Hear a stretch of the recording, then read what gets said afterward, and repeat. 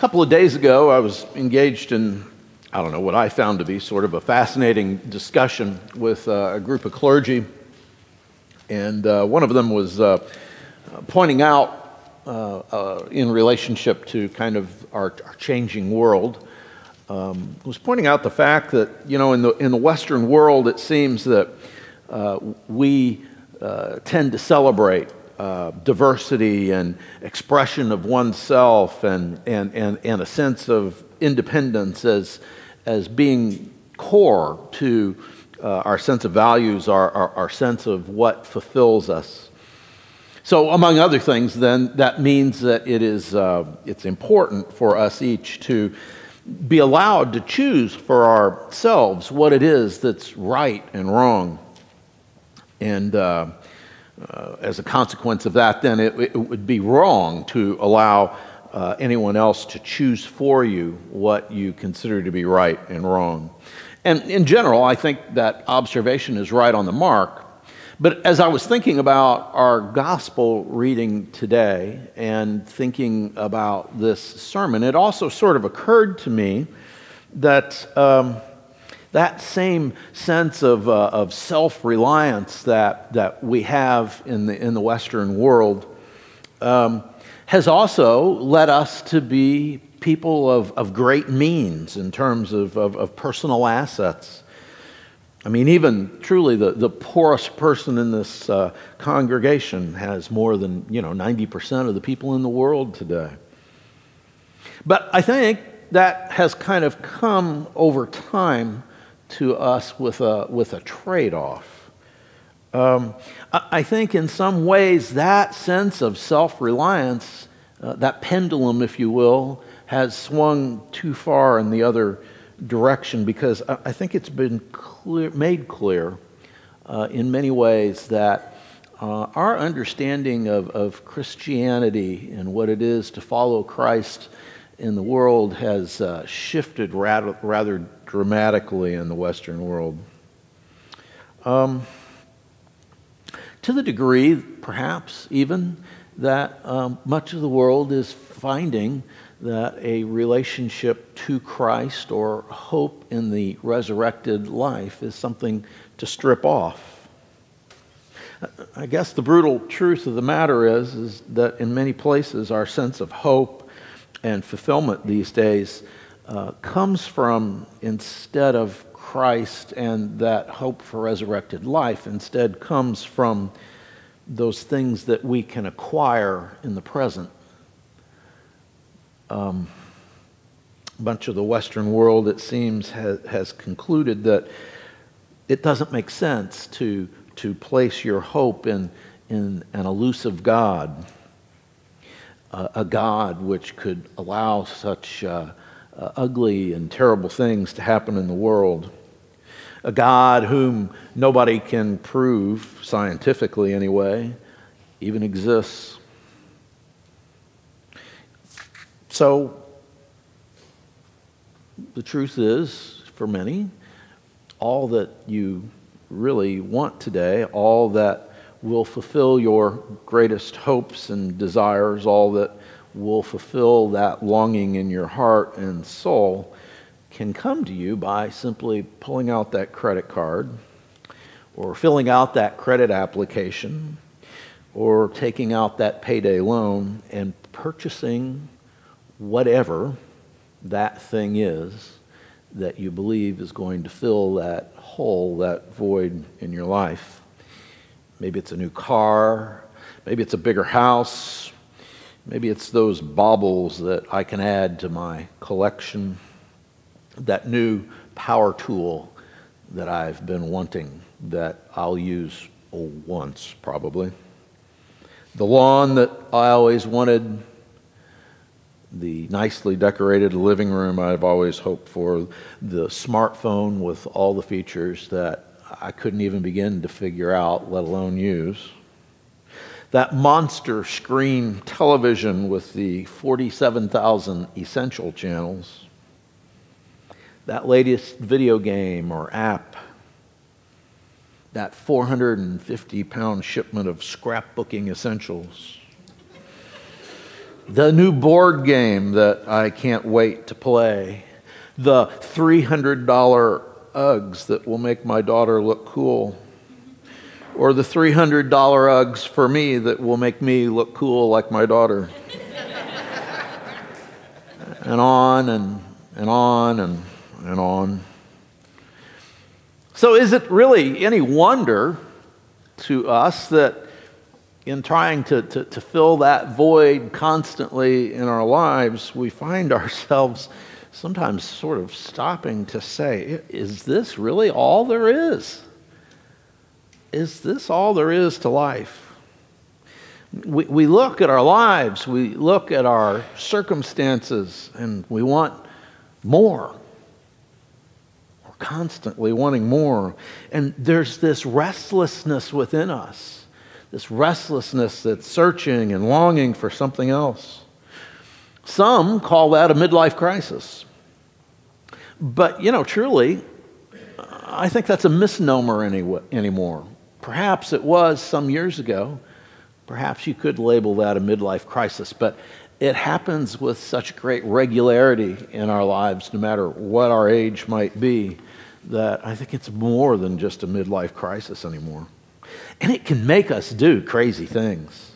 This kind of searching and seeking, we might drop a good job that we have in order to just seek out a new one, or get that new car, or find a new relationship. We may take up a new hobby, or go on a trip, or throw ourselves into our work and work extra hours trying to fill that void in our lives.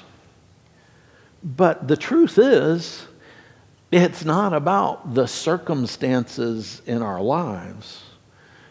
What it's about is us and what's happening inside of us. This restlessness, this desire constantly for something more, it generally means we've kind of been living at the shallow end of the pool. Life and relationships there in that place become superficial. We've just been skimming the surface of the shallow end of the pool. In some ways, life at that shallow end, though, is easier. It's more efficient. It encourages us and rewards us to live there. The world encourages us to live there. Life at the shallow end of the pool fails to see and experience that in Christ, the world's really already been transfigured. In creation, God's creation has brought divine light into the world, but we miss that because we're trying to fill it with other stuff. In that restless searching and longing for more, the desire for meaning or not is usually answered by changing circumstances. But the true answer to what it is we seek is really found in depth, in spiritual depth, in intimacy with others, in allowing ourselves to be vulnerable to others and before God. That's the real journey that we seek. The truth is, we don't need to see new things and have new experiences to fill that void. The truth is, we need to see the same old things that have been in our life with new eyes. We don't need to hear a different voice. We don't need to hear the same old voice with different ears. We really need to be more fully present in our circumstances. Because when that happens, life is no longer lived at the shallow end of the pool. These are transfigured moments in our lives, much like we see in the gospel today. Moments when a static picture of our life expands to no longer be this static picture, but it expands instead to become a window that we can look outside into the world, into a whole new world and we can come face to face with the glory of God. Most of us, you're here on a Sunday morning. I'm sure we most all seek God in the circumstances of our life. We want God to show up. We want God to be present, and we want God to do something. Because we know God to be a God who acts in the world. This is the God that's described in Mark's gospel right up until the point of today's reading. We might think about this as sort of the first part of our spiritual journey. It's a journey of discovering God in the circumstances of our lives. I mean, that's what the disciples have been doing up until this gospel reading today. Look, they've seen Jesus cast out demons.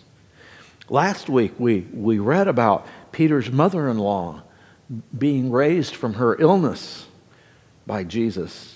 We've seen the sick cured at Capernaum. He's cleansed the leper and made a withered hand new and strong. Paralytics now walk, the blind see, thousands are fed. I mean, this is the God about whom people talk, the God who acts in the world. At some point, though, we have to begin to discover the God who is in the circumstances of our lives. I mean, that's the second part, I think, of the spiritual journey. Jesus is leading Peter, James, and John up that mountain to discover the God who is there beyond personal circumstances. There on that mountain, they see that Jesus is transfigured before them. His clothes become dazzling white, such as no one could possibly bleach them. And this cloud comes and it overshadows them. And the Father's voice speaks to his beloved Son, speaks out about his beloved Son. And Peter then wants to build a dwelling place. Peter wants a picture. He wants to sort of frame Jesus and Elijah and Moses. It's good for us to be here, Peter says. He wants to preserve that moment. He wants to take a picture of it. But pictures are static, as I said. On that Mount of Transfiguration, our pictures of life circumstances really can become windows through which we can step into a new world, a new way of seeing, a new way of hearing, a new way of being. And that is really what happened to Peter, James, and John on that day. Jesus really didn't suddenly light up and become something that he was not. No, what happened is their eyes were healed and opened so that they could see Jesus as Jesus had always been. Their ears were open. They could hear a voice that has never ceased speaking to them since the very beginning. The transfiguration, I believe, is as much about the transfiguration of the disciples as it is about the transfiguration of Jesus. When our picture of life circumstances become a window into a new life, we stand in a transfigured moment as well. The circumstances of our life haven't changed, but we have changed. And that seems to change everything else. Those transfigured moments are all around us all the time.